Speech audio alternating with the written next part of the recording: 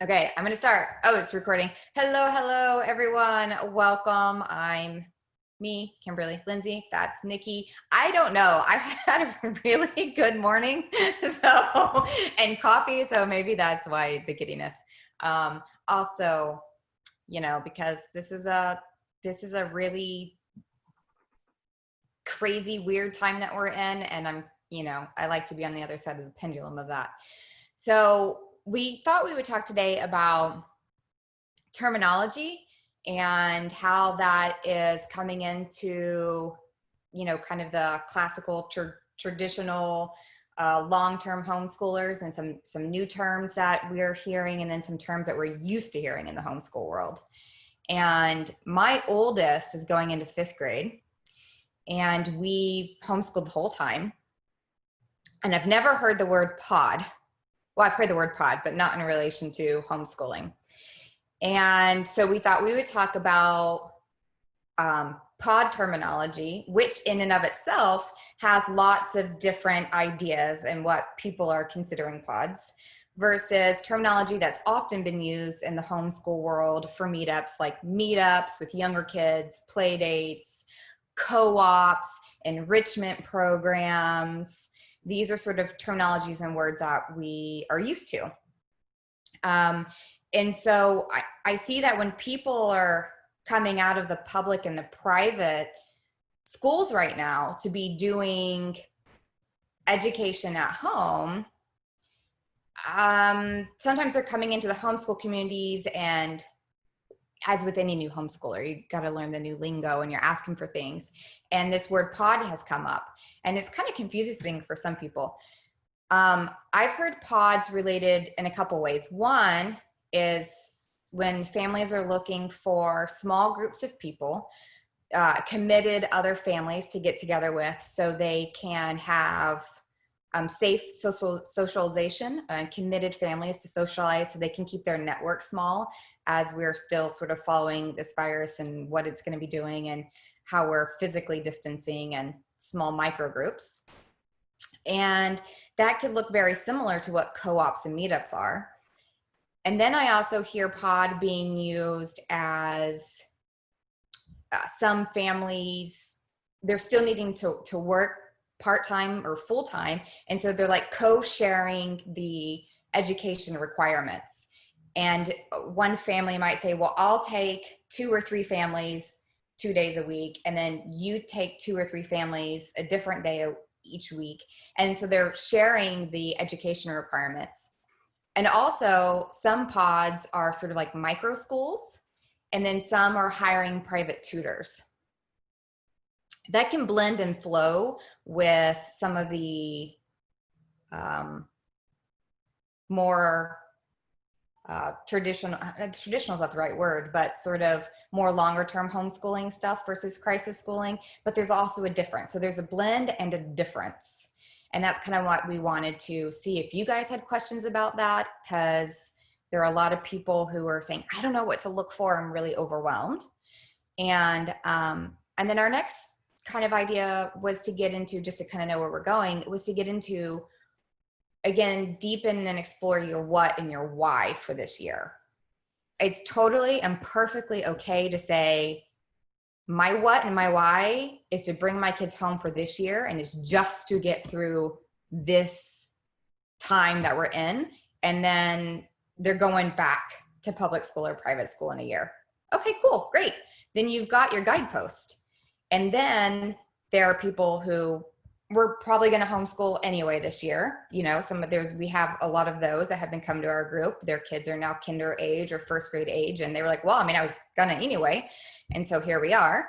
And then there's some of us, longer term homeschoolers. And even for the longer term homeschoolers, it's important to stay connected to that what and that why, especially because, we're overwhelmed, and as well, or maybe some families have hit burnout and you're like, oh my gosh.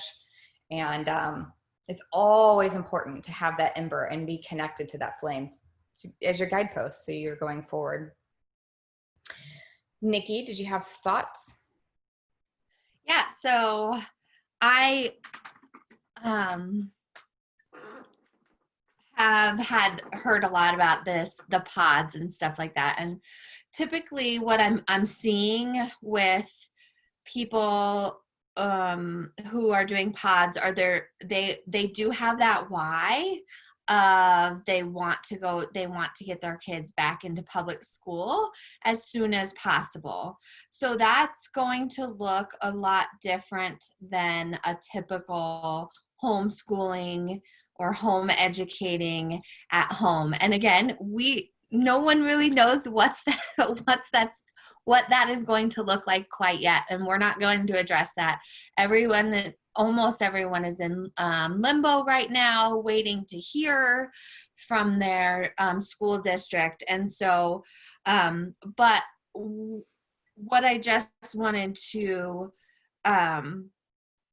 highlight and is that Kimberly said is yes, most likely if you're going to use a pod, that is something set up by people who are new to the homeschooling community, and their why is to get their kids back into public school as soon as possible, or private school, or whatever that looks like.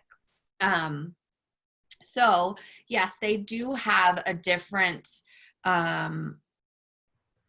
their day just looks different than what a typical homeschooling day would look like. They're most likely going to be e-learning, and so they're all the kids are doing the same thing from the same school district, and it's a lot easier to find families that are doing that. Typically in the homeschool community, when we're looking at co-ops and meetups and stuff like that, it's a lot harder to find a family that's doing exactly what you are. So, Mm-hmm. so you can't necessarily say, okay, you take the kids on Tuesday and Thursdays, I'll take them Monday, Wednesday, and Friday, and really have a smooth flowing homeschooling environment. I'm not saying that can't happen. That's just not something typically you see in a homeschool environment or a home education environment. So in a home education environment, you're going to see co-ops where you might have people like teacher or moms who are passionate about one thing. Like, I'm passionate about food and nutrition and gardening, and so I want to put on some classes for the kids to come over, of all ages, to come over to my house and learn about specific topics like that. And then there's some organized co-ops out there, and I'm stuttering because I haven't really taken part in organized co-ops like that. Again, my reasoning was because it was hard for me to find like-minded families doing the same thing that I was doing. But we do take part in meetups and, homeschooling hikes that have themes,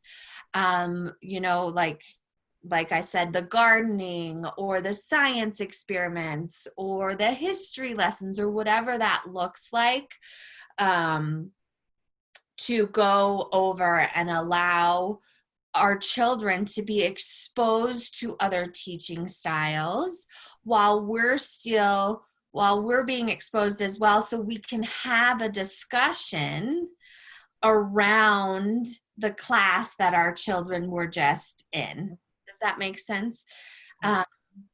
So do you want to talk any more about co-ops and stuff like that, Kimberly? Well, first off, is my camera still shaking? I think it was when I was moving, and it was, yeah. It's like I'm on a waterbed, but I'm not really, but yeah. Yeah, so just that would be the difference is we did some sort of official co-ops, and there's tons of them out there. And so, all this is sort of generalized. We have general ideas from people we talk to about what pods are going to look like and what some options are. And then there's, general idea of co-op, but every family makes their own little thing, right? And they co-design with other families and organizations what they want. So these are really just broad things, and we can get more specific in like if things we've experienced. But again, yeah, I mean, these are broad things. So if we miss something or off something, it's because it's quite detailed. But there are different co-ops depending on where you live. Like there's a curriculum called Classical Conversations. They're a co-op that usually gets together once a week with the same group of kids all year long, and they hit and highlight certain parts of their curriculums. There are co-ops that just do the arts and the karate and that sort of thing one day a week. In Colorado, that's often also called enrichment programs. There are co-ops that get together. Some are free and some you pay into. We go one day a week, and it's for the more core classes because maybe you don't want to teach science, history, math, and foreign language, and you can go to just those. But this all is sort of based on what's available in your area. Sometimes these are parent-led, and sometimes these are, and those are usually the free ones. And then the ones you pay into are often ones that, you're hiring someone to sort of drop off your kids. So there's lots of different options and across the globe, but these are more sort of things that traditionally have been called co-ops versus, free for all meetups. Let's meet up and go hiking or skating or bowling or whatever, versus this kind of a bit of a different thing of pods.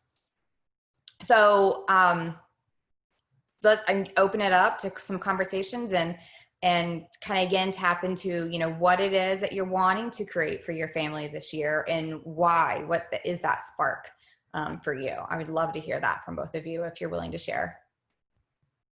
Who wants to go first? Bethany, did you raise your hand? No? What if I call on you? Bethany. Offering Erin an opportunity to go first. That was like a you go. All right, Erin. You've been volunteered. How do you feel about it? I feel good about it. Excellent. I had lots of thoughts and feelings just because it's such an interesting time, and I didn't exactly create a pod, but I did for the last 5 months homeschool my nephew because he was pulled from public school. And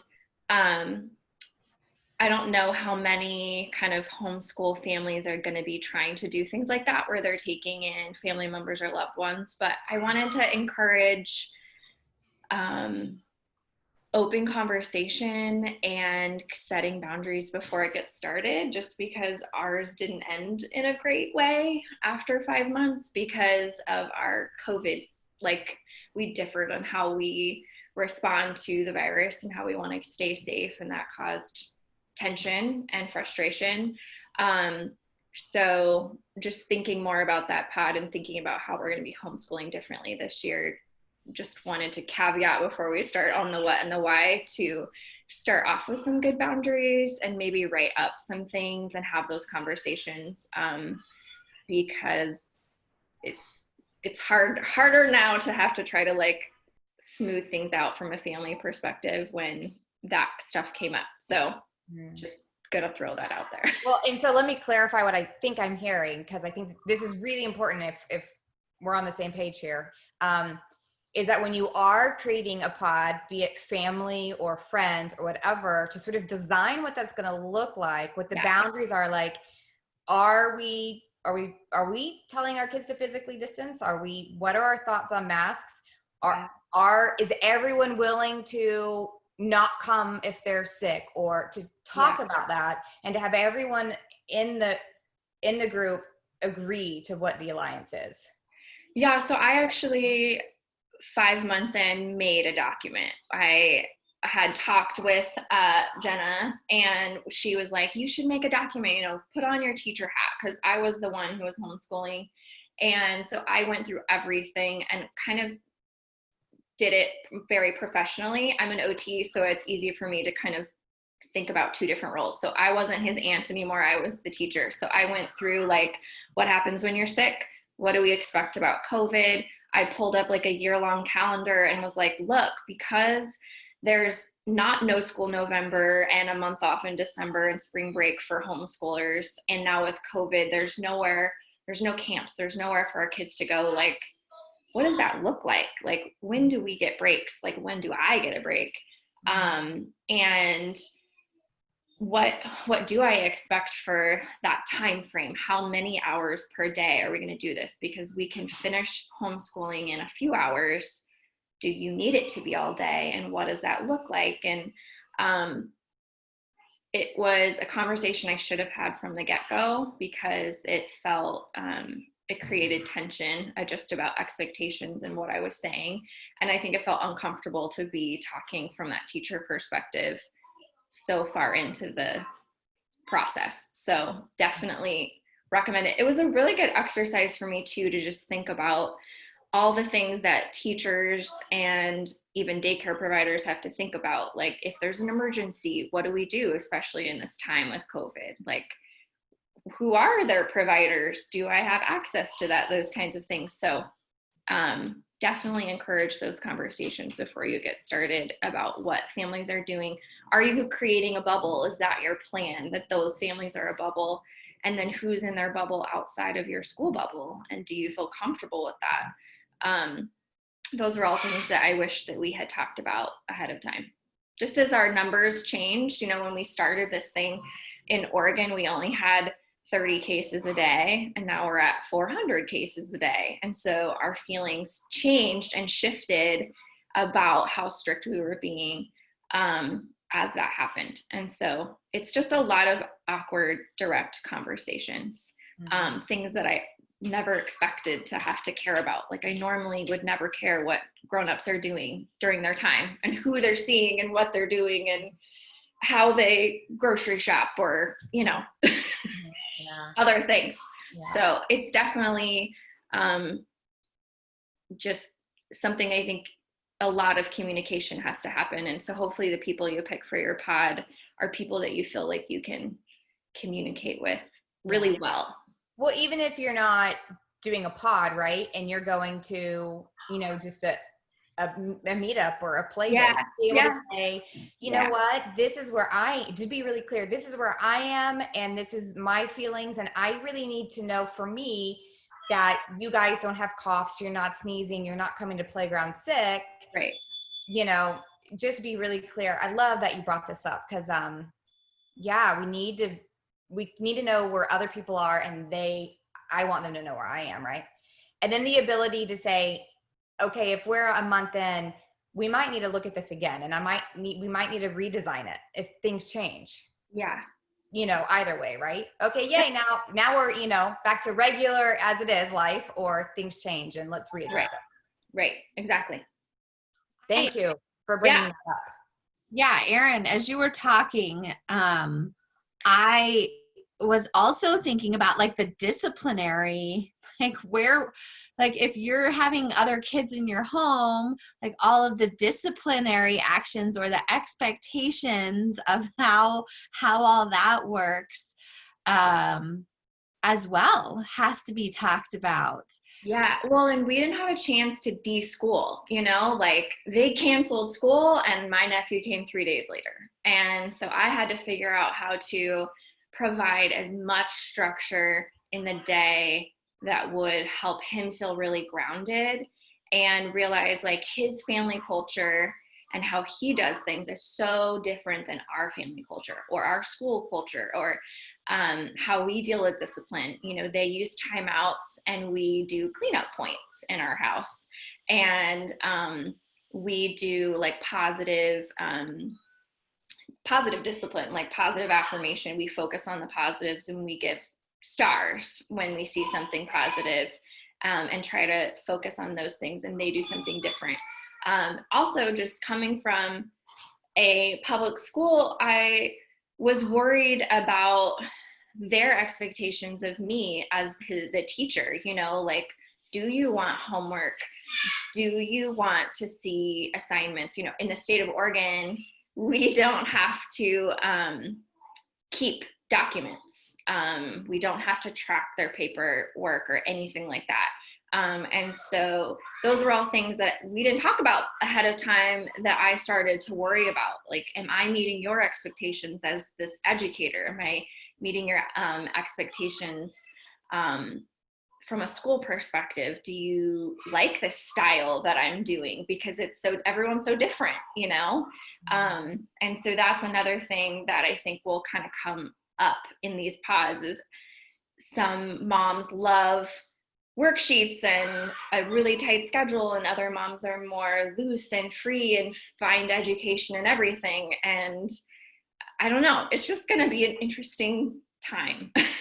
I like the idea too that if you're online and you're looking for pods or co-ops, and maybe that's also the thing about co-ops, there's already an idea. Like if you're looking at classical conversations, you know what the meta view of that is, and so you know what you're going into. If you're going into an enrichment thing or course classes thing, you already kind of have an idea, right?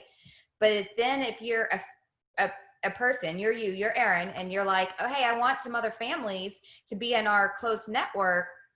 There's not, if they don't know you, they don't really. So there's also a thing about claiming it for out front and saying, this is who I am.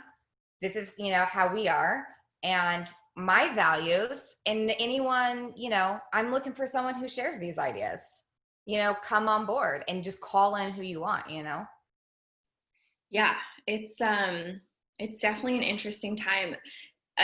To me, it's funny that we're talking about the what and the why of why we choose to homeschool, because I feel like everybody has to do that so much all the time right now. Like, what's my what and the why of my COVID boundaries? What's my what and the why of who's going to be in my bubble, who I'm comfortable with my kids playing with, who I'm going to invest in right now from face to face. I feel like I'm doing that and monitoring that and changing that constantly right now.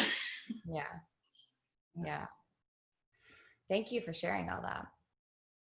Hello, Melissa. I saw that you came in. Hello.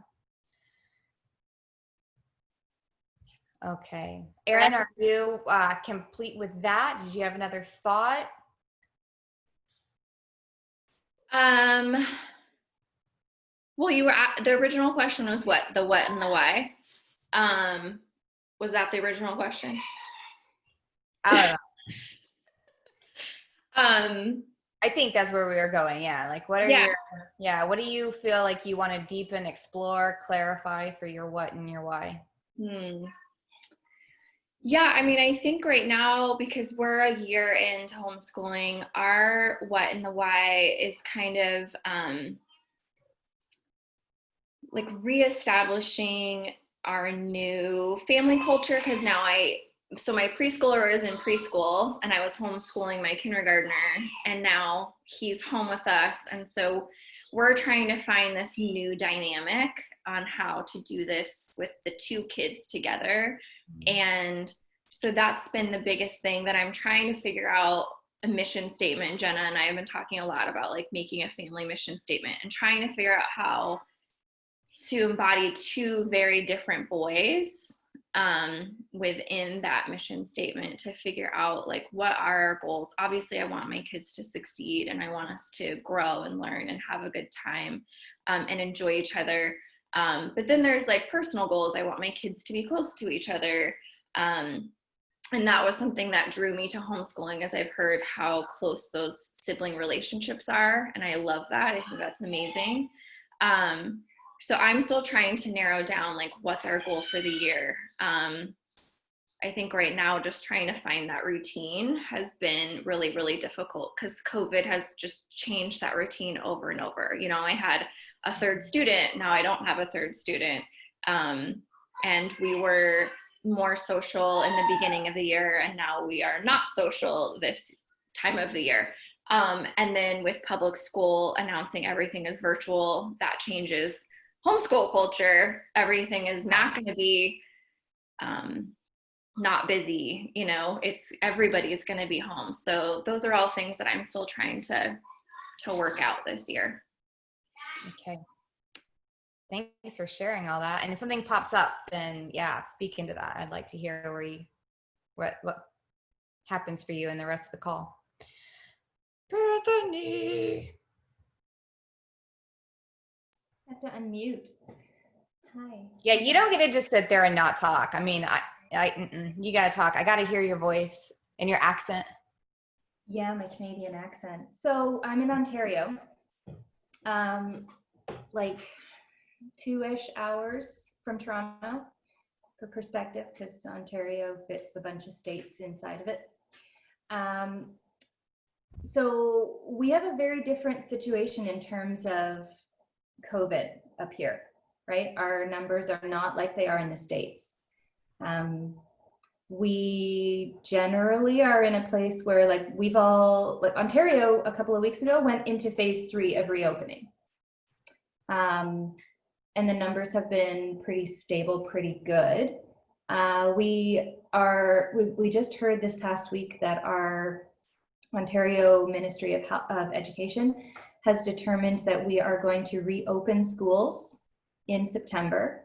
And that their reopening plan is one that a lot of people are really scared of, but also, you know, generally sounds kind of okay, and also not okay at all. Mm-hmm. So, Mm-hmm. right, we totally, so for perspective, I'm a nurse in primary care, and I do a lot of interacting, right? Like we're also being pulled from our position in primary care and community and rural care, which is where I specialize, to work in rural COVID clinics for testing, because we're doing massive amounts of testing. So a lot of what I've been doing has been working remotely from home or doing home visits, a lot of traveling, a lot of that kind of thing. A lot of our programming has moved to online. Our community-led programming has moved to digital, which is very challenging in a Mennonite community because people don't generally have electronics, right? So how do we support that? We have parochial schools here. So all those kids since March break have been doing their parochial school at home. And the system has been that the teachers fill Rubbermaid bins with Ziploc bags with their schoolwork and then horse and buggy it down the road and drop things at the end of the farm lanes in the Rubbermaids for, like, it's fabulously brilliant, and very low tech. Mm-hmm. And then my kids in public school are all, here's your Chromebook, go home and do your homework, right? And that crisis education between March and the end of June was awful, absolutely awful. I mean, with two sisters who are teachers, I totally understand where they were coming from, and I respect the amount of effort that went in to designing and holding space in a Google Classroom for the very first time for 10-year-olds. Mm-hmm. Yeah. It was awful though, because as a parent, I was expected to be working, but also be completely available to help my children navigate what the problem was that they were struggling with. And I didn't understand what the point of the questions they were doing was. I didn't have the teacher's manual, so I didn't know what's the point of this exercise. Right. What we're trying to hone in on, because I'm just as lost as my kids. Mm-hmm. I have a 10-year-old and I have a 12-year-old, both boys. Both have IEPs, and one is in a learning disabilities classroom. And so it was very complicated trying to understand where we were supposed to be headed and why we were headed there, and what the expectations actually were. Because, of course, they were also trying not to bother parents and just communicate with the kids directly. But of course, you know, every child that has ever come home from public school that said, and you say, how was your day? What did you love and what did you not love? Right? They go, I don't know. Well, what did your teacher have you working on today? I don't know. Right? Mm-hmm. Mm-hmm. So mine haven't even been in public school and they still do that about like everything, right? It's like, turn on your brain. Report. Do the like the information dump on me. That's what I need right now. Yeah. I'm a mom. I need to know. Tell me all the who, the when, the where, the what, the why. Like I need to know. Fill me in with detail. It makes me feel loved. And they're like, Yeah. Yeah, and to generalize, especially the boys. Totally, because that doesn't like matter, right? Yeah. Yeah. So for me, going into this next year, I'm looking at either a combination of distance learning online through the school system, plus some supplemental homeschooling curriculum that I can kind of like adjunct in, because my expectation is that they will do very little through the school system online because I can't handle it. We did almost 7 weeks, and then I had them stop. I emailed their teachers and I said, so we're done. We're taking a break because I'm not a joyful person and this is ruining the vibe. I'm already a stress case. I'm already trying to do way more than I've ever done, and I can't also do what you do and meet the expectations that I have. Sorry, the pressure canner is starting to rattle. No, it's all good. Yeah, so it was just too much, and they totally respected it. They pulled right back, and I was so grateful, but I also felt bad that my kids, being away from everyone, have no interaction except for with their mother. So, we got a puppy. We got a COVID puppy, because we need more social interaction. And that was a really important thing. But I know that that's not the reality for everyone. I'm also super, super blessed to live in an isolated location on a farm, but also that increases isolation. Yeah. Right. So it provides a sense of safety, and it also provides a sense of further distance and isolation, which is a downer. Well, I want to just honor real quick that you were so clear, like when you emailed the teachers and said, I'm not having any joy. Like, I don't like this feeling that I have. I don't have the happy, the joy. This isn't me, because that's really, to know that boundary and to be able to speak into it is badass. But then also, as you're looking at what to do next, I think it's so important. And Nikki and I have talked about this a lot. We homeschool to have a particular kind of life and a lifestyle. And yes, it needs to be joy filled. And if we're not having fun, if we don't like it, then it's gonna fail. Yeah. Absolutely. That's exactly it. It's like, if I can't model finding joy in what I'm doing each day, then I'm not setting the example that I want my kids to not only see, but replicate in their own lives, right? I want them to be joyful. I want them to have fun. I want them to be creative and find ways to really dig in and experience their lives. And if I'm like under my breath back talking the teacher's ineptitude in Google Classroom, Mm-hmm. to my husband when my kid is around the corner and like only doing the one earbud thing, Mm-hmm. right? That's not helping. And I need to, check in with myself and provide respect and appreciation, and also change the dynamic, man. Like, just change it up. Do it completely differently. So it sounds like you kind of have a good why. I have a very good why. I just don't have a how. Okay. Well, we got ideas. Yeah, so because up here, guidelines have been extremely strict. When we talk bubbles, we talk 10 people. Mm-hmm. That is the limit of your bubble. That doesn't even include all of my immediate family, right? So we've had lots of family dynamics around which siblings and their children can bubble with grandma and grandpa at once. And then we have the other side, my husband's side, doing the same thing. Like, how do we navigate this? My father-in-law is a chaplain at one of the hospitals. And so he is like a whole other ball of danger and risk, because he's going into those COVID rooms, right, with people that are not going to make it. And at the same time, our numbers are decent. Like, I think we had 189 new cases in the whole province the other day. That's decent. But we also expect a second wave. And the kids are going to be going back to public schools, full-size classrooms. They won't be able to social distance to 6 feet because there's just not enough physical space, but it'll be what they can do. And then that means that they'll be exposed to 27, 28 other children and their potential 10 people in their bubbles. So you're talking about, but you're not doing that, right? Because That's our reason why, right? But that just means that then you're even balancing all of that. yeah. And that's where we expect we'll see the second wave really come through. And do you think that continuing to homeschool will be a thing for you, or are you just looking at right now, like for this year? So I'm looking at this year with the potential to open it up to later, depending on how it goes.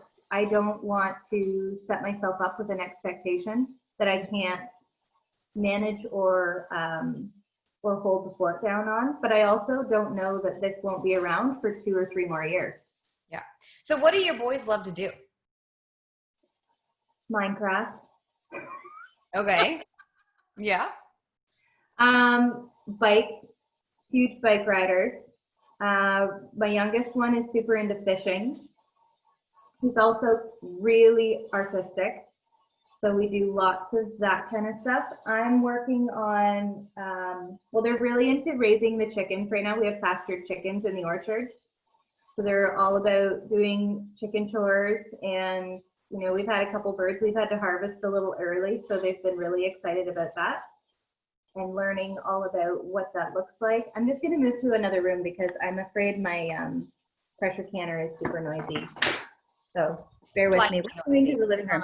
It's just like, so then when you're looking at your house, and you mentioned on the Facebook Live earlier, and I'm not familiar with the Canadian laws about if there's a particular curriculum you're supposed to have or something you have to teach or whatever, is so you've got that, and you have, it's going to be, you know, if you're doing partly online stuff from the school district and your own thing, 2 things popped for me is the stuff that you're doing in your home ed might be too much to add on top of the school stuff. And then it's just too much school, and it's like, what the heck? Yeah. And then the other thing was, but then if you're like, okay, school system, we're officially out and we're just going to look at what Ontario requires, then do that. And then bring in all those, especially right now when kids aren't feeling all the fun stuff that we're supposed to feel in life and all the normal joys because of the stress, then say, well, let's do this, and let's make sure we're bringing that in through a fun way. Mm-hmm. You know, how can we make fishing matter? How can we make Minecraft matter? How can we make all those things, and getting those learning pieces through the joyful things specifically? Yeah, that's perfect. So in terms of the online thing with the school system, there's one of them. Mm-hmm. We have to either choose that we're going to either do online or we're going to go back to the school system by the 14th so that they have time to plan.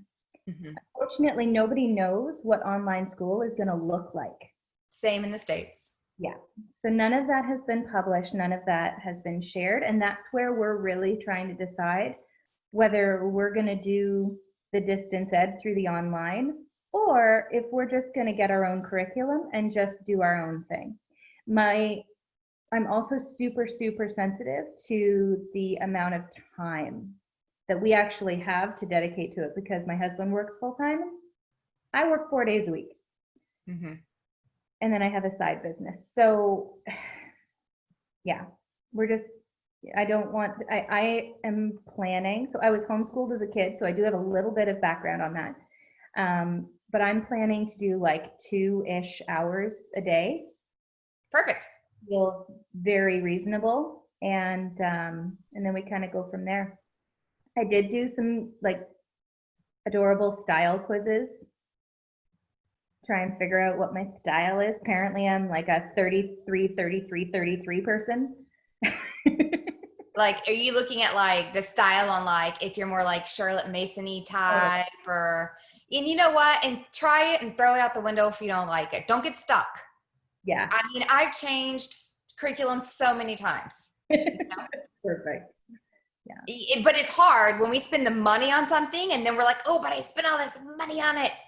But if it sucks, it sucks. Don't do it. Well, and if it doesn't fit us, it doesn't fit us, right? Yeah.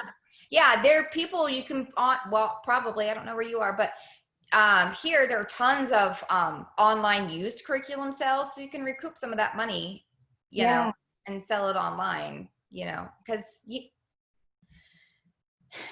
going to hate it if you're not enjoying it. So are your kids, you know. I was going to add to just, you mentioned IEP, and I'm a mom of 2 kids with special needs. So I was going to say, like, when I started homeschooling, I was really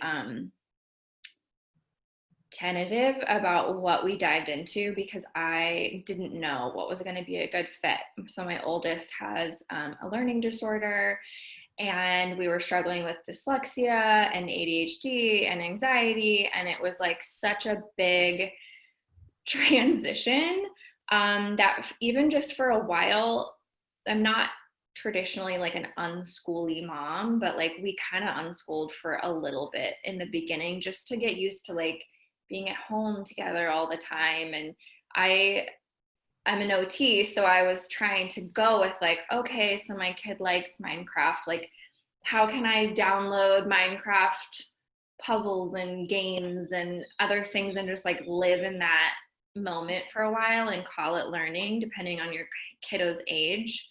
And then just kept kind of exploring. And there are some curriculums where you can do like a quick trial or a couple lessons or look at things. And that can be a great way for you to see what's a good fit for you. I learned really quickly that copy work was not a good fit for my kid with dysgraphia. And so I've definitely leaned towards curriculums where I'm not doing a bunch of copy work because it just doesn't work for my kids. My kids hate the crafts, they hate the writing, they hate all of that stuff. And so we find creative ways to get that fine motor work in without it having to be schooly, I guess, if that makes sense. And then we just have this like one tiny thing we do where I'm like, this is the only time, it's 5 minutes. You have to do your best writing, grasp everything. It's 2 sentences, you know, it's like super small. But that's the like magic of homeschool, right? Is in public school, my son was falling apart because they do 30 minutes of creative writing every day. And he was just full tears, you know, like didn't have the ideas, didn't have the fine motor ability to do it. And when we came home, it was really my ability to say, like, we're going to start with 1 sentence. And now we grew to 2 sentences, and now he's at 3 sentences. And that's like the joy, I think, for moms who have kids with special needs and homeschooling that I didn't realize was we were doing therapy 4 days a week and public school. And I was still getting calls from how he was struggling in school, things we needed to work on in therapy. And I would come home just defeated. And when we started homeschooling, it was like this magical moment where I was like, oh my gosh, he learned this new word today. Or like he didn't switch B and D today. And he does because he has dyslexia. Or he learned this new math skill today. Or this is where his hole is and we can spend all week on this hole. And so I don't know your kid's story, but for me, finding those like magical moments where I could see those wins like really brought that joy in for me because I needed that so badly to see the growth and progress in my own kid because that brought the joy back for me quite a bit. So just saying. Thank you for sharing that. That's really beautiful and very encouraging. We definitely, so one child has no diagnoses yet, but we are, well, he has 1 diagnosis of ADHD. The other one has ADHD, generalized anxiety disorder, and learning disabilities in both math and reading, writing comprehension. So when we put those things together, it's kind of like, okay, what's a reasonable expectation here? And how do I fit that in with what your capacity is, but then also what your growth capacity is. Mhm. And of course, I'm not experienced in teaching in this way. So this is kind of new for me. But at the same time, I want to build up their capacity and their esteem in their own skill sets, right? So that they are excited to continue to learn.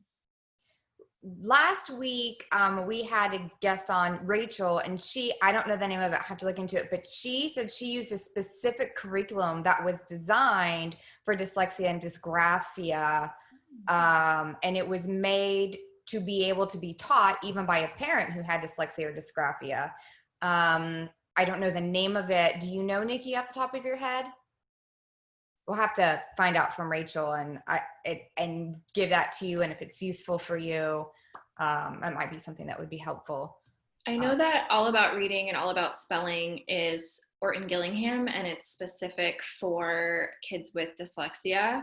It's the reading program that we use, and it's made a huge difference. It's also multisensory. So as an OT, I'm hugely grateful for that, because it isn't just words, it's activities and fun things that you can do, and you can really spice it up, and they have activities for that.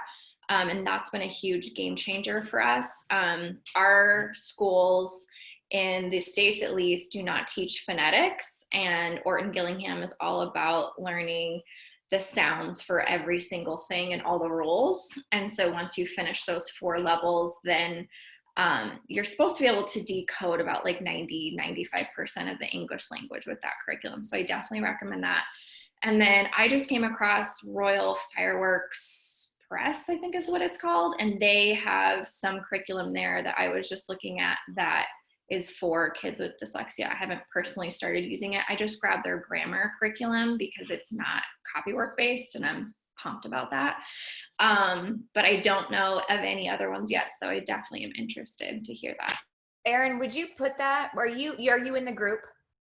I'm not. I'm one of those strange people that doesn't use Facebook. Okay, I don't have a pen and paper, but I wanted to write that down. So Yeah, I'll message you. Wait, how are you going to do that if you're not on Facebook? On the chat right here. Rachel just put it in the chat too. Yeah, that thing, right. Rachel's using Barton Reading and Spelling, and it's Orton Gillingham. Oh, okay. So there's multiple things. Oh, Rachel's here. Oh, that's who that. You just don't have your beautiful little face. I don't see it. And then can you put yours in, Erin? And then we got to save that, or I'll screenshot it once it's all up there, and I'll put it in the group. Ha ha, there she is. See, I was talking about you and I didn't even know you were here. I'm washing my face, that's why. Oh, good. You know, hygiene's important, man. Make sure you put lotion on afterwards. Hydrate. Oh. Okay. Yes, but I use Orton Gillingham based as well, but it's Barton Reading and Spelling. And I talked to, when I was looking into this program, the designer of the program, Susan Barton, because I was concerned, you know, dyslexia and dysgraphia run very rampant in my family. And so I'm like, well, what if I have it and I'm not teaching her? Am I wasting my time and my money? And she said, no, that's what I made it for. So I highly recommend it. It's very easy to teach, and it's amazing how quick the progress is as well. So is that so I have a kindergartner age child. She just turned 5 this summer, and she's messing around with learning to read, but we're not, you know, too into it. And so I'm not aware that she's, you know, if she's going to have difficulties or not. Would this be, so I've used like Explode the Code for reading, and I've used Handwriting Without Tears for my other ones, but she's going to be my last kid to get through learning how to read. Would this be a program for like anyone to use, whether they know if their kids have been diagnosed with either one of these, or? Yeah. Oh, yeah. Oh, Okay. yeah. In fact, I'm using it with my boys. So Gracelyn, my dyslexic dysgraphic child, she is my second of 4. And so I have 2 younger boys. My 5-year-old, he's going to start it this year. I'm just going to go that route. It's amazing the way they teach it. And I'm almost like, why do they not teach every kid like this? Right. I know it doesn't fit every child, whatever. And my son's already writing. He really, really loves to draw and write. But the way it's laid out is just so like, of course, it's so sound based, and look at my lips and see how the air pushes. And it's, I mean, none of the other curriculum taught that at all. So I'm using it for all of my kids, whether I know it or not. And it starts by like grade? You buy it like per grade or like chunks of ages or? No, this program it starts at level 1 and it goes to level 10. And you can take a test before you teach it to make sure you can teach it. And because it's all sound based, so if you can't hear sounds, then you won't be able to teach them. And so then they would recommend that you don't teach it. But if you can teach it, you can also give your kid a test to see what level they would be on. Mostly, even when my daughter was diagnosed last year, or I guess it was a year and a half ago, I started her on, and she's 10 now, I started her on level 1, and we went from level 1. So you can fly through those, and because it's expensive, I would buy it used if you can. But it's shocking some of the things that she struggles with, and I thought she was going to fly through, and then she'll fly through things and I'm like, oh, this is going to be hard, and it's not. So, you know, like level 1, level 2, you're going to fly through, and then level 3 gets a bit more challenging, and level 4 you stay on for quite a while. So it just really depends on where your kid is, but there's a test for that online. Okay. Yeah, the Thank you same for for sharing. all about reading. There's tests that you can take. They also have a pre-reading that's like for the younger kiddos where you're just learning individual letter sounds and they have fun activities and things like that. And then for them, they have 4 levels that are just reading and then 10 levels for spelling. And it's Orton Gillingham too. So it's just a different thing. And they also have a buy, sell, like resale group on Facebook that I highly recommend. All 3 of these are from the same teaching, the same, I don't know. It's the same style, yeah, Orton Gillingham. And it's definitely something that I think anybody. We have a lot of feedback. If you're not talking, sorry, can you mute yourself? Somebody's echoing. Okay. And anybody can teach this. It's really easy. I have it right here. So for us, like I just put it in a notebook because I'm OCD like that. And then they have all the little like activities. And then there's a teacher's book right here. And it's really, really simple. And you can reuse it. So what I did is I took the activity book and put it in sheet protectors, and I use it for both of my kids. So I didn't have to buy it multiple times. So there's ways to make it work to save money if you want to. And I started at level 1 with both of my kids just to make sure that we did everything and just started there. Wonderful. Bethany, is any of that helpful? Yes, very much so. So one of the other pieces that we being myself and my sister and my sister-in-law are trying to figure out is that we are a bubble together. Well, my sister-in-law is a teacher. She teaches grade 5 and she has a 5-year-old son who's supposed to go to kindergarten. The challenge is that she has arthritis, and because she's autoimmune suppressed with medication, she's at high risk. And so now she's trying to figure out what she's supposed to do in terms of, does she become one of the online teachers? Does she go on leave? Does she go to work anyway? Like, what is her option? So we were thinking she was going to go back to school, and now she's thinking maybe she's not going back to school, in which case her son wouldn't be going back to school. And then my other sister has 4 children. The older 3 are all adopted, and they all come with a vast array of challenges. Everything from fetal alcohol to attention issues to learning disabilities to behavioral challenges. The one with fetal alcohol is also a spectrum baby. So she's 11 now, and so we're trying to figure out all the different tools that we need, because we have 3 who either don't read, or 3 who don't read yet, 2 who do read, and 1 who has just recently learned to read, but still all kinds of things that make this a giant adventure. And ideally, we would be doing this in a way that are, sorry about all the, they're making afternoon sandwiches, apparently. Just put in your order. Make me one too. Right? But yeah, ideally we would find a curriculum or a subset of curriculum that would be something that we could do kind of in the, not necessarily gather around, but in that spirit of like, hey, everybody, here's the lesson and here's the breakout part for you and you and you and you, because we want this to go quickly. Yeah, and yeah. necessarily have the resources amongst all of us to be able to sit down with each child individually to go through each assignment separately. So it's very helpful to hear this and to hear all the different options that are out there. In terms of Ontario expectations, if we send letter of intent to the board, then to withdraw, then we're done. Like they'll send us a package of paper they want us to fill out, but we're not obligated to fill it out. And there's no requirement for keeping records, although it's helpful to keep records. And then the other piece is that we have a lot of freedom, but there's no funding for them to be able to support with, like, your taxes are collected, thank you very much. If you choose not to participate, that's on you, kind of thing. Yep.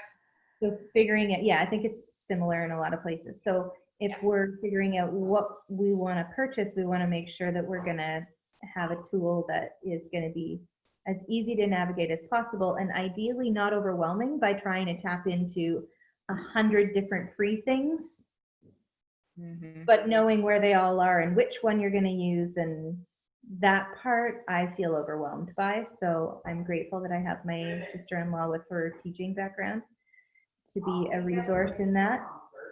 But I think, And I posted a link.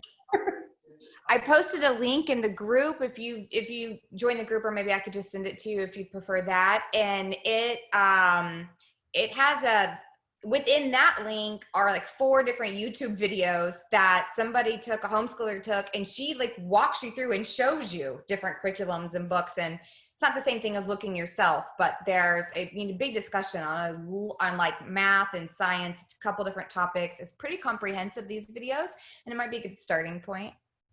Well, and I was going to say, you could message me and I'm happy to talk about homeschooling kids with special needs, what that looks like, how our homeschool setup looks like, what accommodations that I make for each of my kids, and then kind of the sensory diets that we make for the day to keep the wiggles out and just our brain focused and turned on, because there's a lot of things that we do throughout the day just to help maximize learning and education with my kids with special needs. yes, that would be great. Thank you so much. I really appreciate that. We'll take you up on it. Rachel, anything else that you wanted to speak into our group today before we all log off?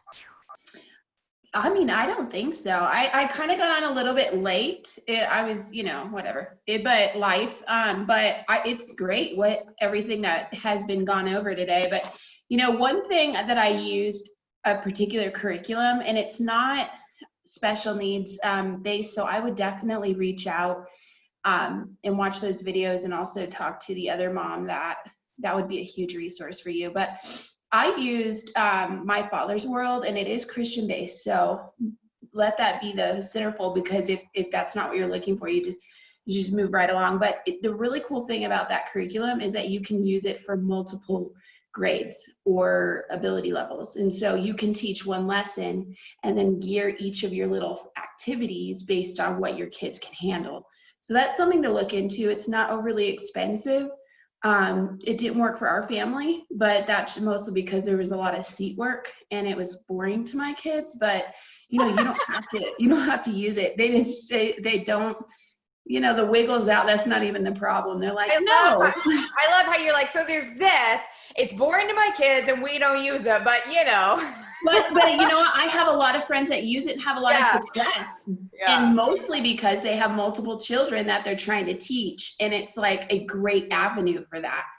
but just for my kids in particular, and maybe it's that dyslexic mindset because they're creative kids, when you're doing a lot of seat work and talking about, they get lost. But not everybody's kids are that way. Like things that are literature based, my kids are not going to be interested in. They want to be out learning with their hands, not listening to somebody tell them about something. And so that's kind of mostly what that curriculum is a lot of like reading and listening. And it didn't work for us, but maybe it would be something that, you know, you could look at maybe in one of those videos. Maybe it would be in there that you could kind of see it. But I do have some of the curriculum, so if you want to see it, I can do a YouTube video for you. Nice.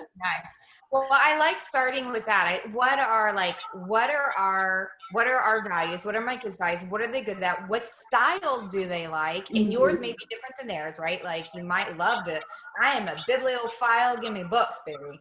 But, you know, my kids, like if your kids are, you know, they're more creative, they're more artsy, they don't want to sit, then you knock out a whole bunch of curriculums right from the get-go that you know aren't going to be the right style, right? Correct. And you're going to have a lot more engagement with your kids when you're presenting options of learning styles that are really in tune to them.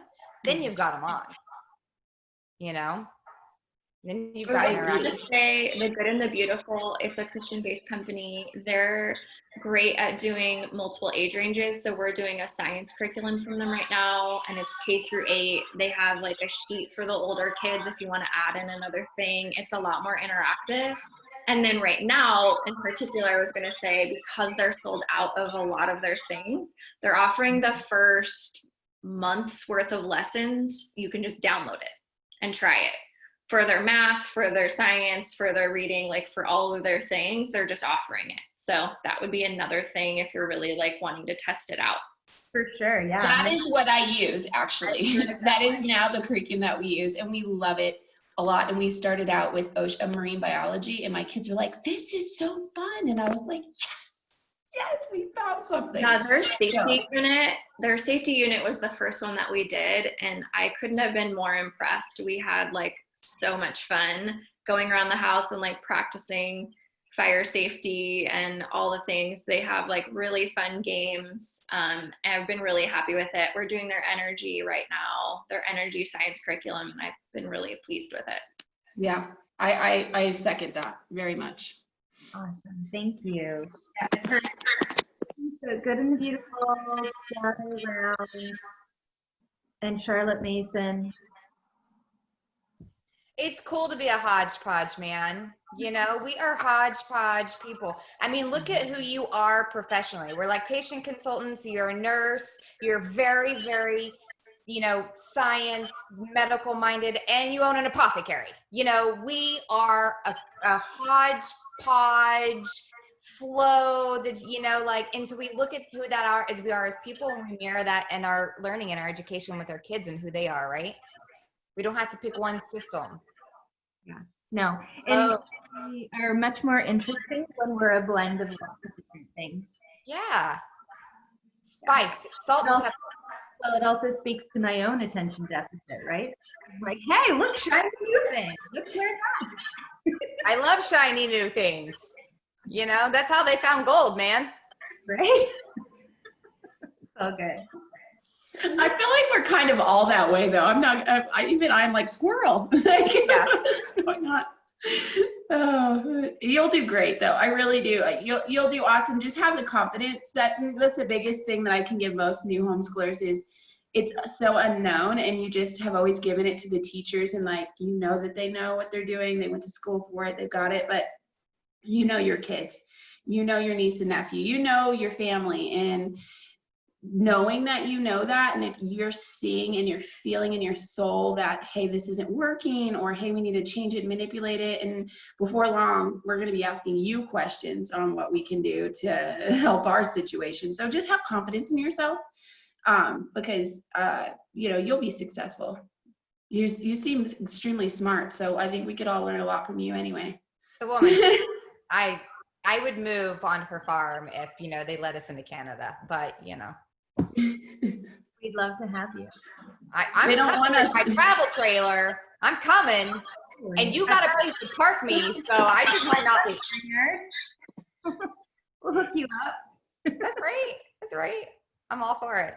Oh no, that'd be fun. Yeah, we're definitely gonna try and play into our strengths, especially at the beginning, and then we'll kind of dip our toes into the areas that we don't have the confidence in, and just kind of lots of room. The mindset is definitely lots of room for kind of making mistakes and learning from them, or even if they're not mistakes, they're just, oh, that doesn't work. Okay. Yeah. Yeah. Right. Just Yeah. work I love that. Yeah. That reframe on language. Like, well, it's a mistake. It's just, it didn't work. We're going to do something different. Right. Yeah. Yeah. So lots of being made out of oobleck, I guess, at this point. My mindset is oobleck. You got it. You Be got it. less rigid than it needs to be at this point. But I really value being here today, and I really appreciate all of the wisdom and the generosity of spirit that you guys are offering. So thank you very much. Thank you for coming. Thank you, Erin, for all of your wisdom and insight and thoughts, and you too, Rachel. Yes. And Nikki, thanks for everyone. So we'll sign off and let you get back to all the families we hear and we know that are with you. Yes, thank you everyone for joining. And if you're not in the group and you'd like to join us in the group, just reach out to who invited you, and you can see all of our awesome replays, and let us know if there's certain topics that you want to talk about specifically. We're happy to add more topics for whatever you're specifically needing at this moment. And I know that's going to change. So yeah, thanks again and have an awesome day. Thank you. Great to see you.